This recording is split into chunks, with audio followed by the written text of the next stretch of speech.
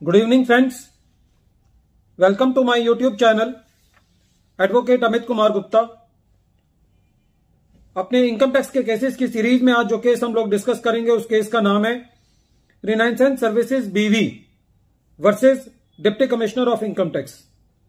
ये case 445 ITR page number 27 पे report हुआ और बॉम्बे हाईकोर्ट ने डिसाइड किया।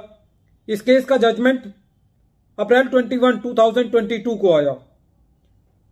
फ्रेंड्स, ये सारा केस सेक्शन 144C पे है और इस केस को डिस्कस करने का जो मेन लॉजिक है वो ये है कि ये केस इस चीज का एक परफेक्ट एग्जांपल है कि किस तरीके से डिपार्टमेंट जो सर्कुलर्स इशू करती है सीबीडीटी उसको अपने हक में यूज करने की कोशिश करता है जो कि उनके लिए बने ही नहीं होते और जिसकी वजह से एसएससी को जो है वो लिटिगेशन में जाना पड़ता है। फ्रेंड्स, इस केस के फैक्ट्स बड़े इंटरेस्टिंग है। इस केस के अंदर सेक्शन 144C के अंदर एसएससी को ड्राफ्ट असेसमेंट ऑर्डर भेजा गया। ये जो ड्राफ्ट असेसमेंट ऑर्डर भेजा गया ये 19 अप्रैल 2021 को भेजा गया। ड्राफ्ट असेसमेंट ऑर्डर का जो तरीका है वो ये है कि जब एसएससी को ड्राफ्ट असेसमेंट ऑर्डर मिला उसके 30 दिन के अंदर एसएससी के पास दो ऑप्शन है। या तो वो डिपार्टमेंट को ये कहे कि साहब ये जो आपका ड्राफ्ट असेसमेंट ऑर्डर है मैं इसको चैलेंज करता हूं और ऑब्जेक्शंस रेज करे असेसिंग ऑफिसर के पास और डिस्प्यूट रेजोल्यूशन पैनल के पास, या एसएससी जो है वो दूसरा काम क्या कर सकता है कि साहब ये कहे कि जो आपने वेरिएशंस किए हैं ये मुझे मंजूर हैं। और जब एसएससी ये ऑप्शन को एक्टिवेट कर लेगा, सपोज करो उसने ऑब्जेक्शंस रेज कर दिए, तो जिस महीने में एसएससी ने ऑब्जेक्शंस रेज करे हैं उसके नेक्स्ट मंथ तक असेसिंग ऑफिसर को फाइनल असेसमेंट ऑर्डर पास करना है। इस केस के अंदर 19 अप्रैल 2021 को एसएससी को ड्राफ्ट असेसमेंट ऑर्डर मिला। एसएससी ने 17 मई 2021 को डिपार्टमेंट को यह कहा कि साहब मैं आपके जो ड्राफ्ट असेसमेंट ऑर्डर है उसके अगेंस्ट ऑब्जेक्शन फाइल नहीं करना चाहता डीआरपी में, मैं नॉर्मल एपिलेट प्रोसीडिंग्स में जाऊंगा।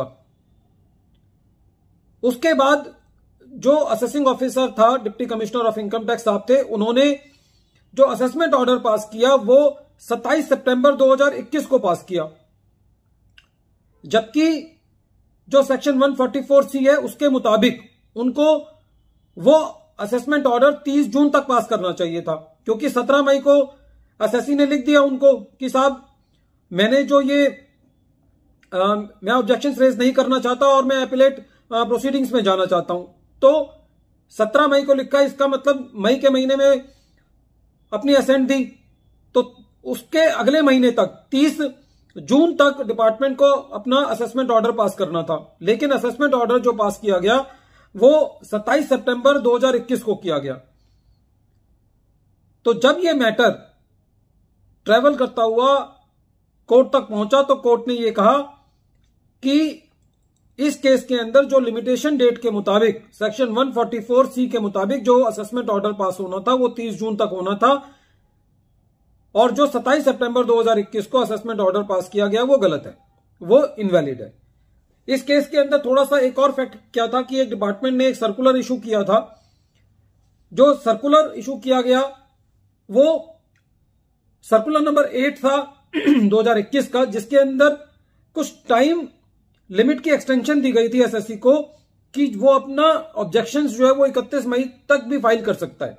किसी स्पेशल साल के लिए थोड़ा सा एक्सटेंशन दिया गया था अपना ऑब्जेक्शन फाइल करने के लिए, लेकिन डिप्टी कमिश्नर साहब ने कहा कि साहब इस सर्कुलर के मुताबिक मेरा टाइम एक्सटेंशन हो गया, तो जो कि बिल्कुल भी वैलिड नहीं था। उसका दूर दूर तक असेसिंग ऑफिसर के वर्जन से कोई मकसद नहीं था, क्योंकि वो जो सर्कुलर था वो तो एसएससी को टाइम एक्सटेंड करा रहा था, वो डिपार्टमेंट को नहीं करा रहा था। तो इस पर्टिकुलर केस के अंदर जो मोटे तौर पे बात है वो ये है कि सेक्शन 144C ये कहता है कि जब एसएससी को ड्राफ्ट असेसमेंट ऑर्डर मिला उसके 30 दिन तक उसको ऑब्जेक्शन फाइल करने हैं या अपनी असेंट देनी है कि मैं आपके जो वेरिएशन को एक्सेप्ट करता हूं।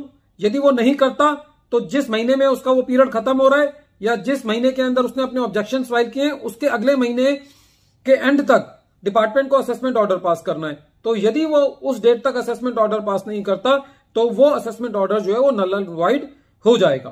Friends, this case is very important, क्योंकि डिपार्टमेंट जो है वो बहुत लिबर्टी से अपने ऑर्डर पास करता है, बहुत टाइम लगाता है। तो आप ये जरूर देख लें कि जब भी असेसमेंट ऑर्डर पास हुआ है तो उसकी लिमिटेशन डेट क्या बनती है। कई बार हम मेरिट्स पर लड़ रहे होते हैं और टेक्निकल ग्राउंड इतना स्ट्रांग होता है कि जिसकी वजह से हम मैटर को निकाल सकते हैं।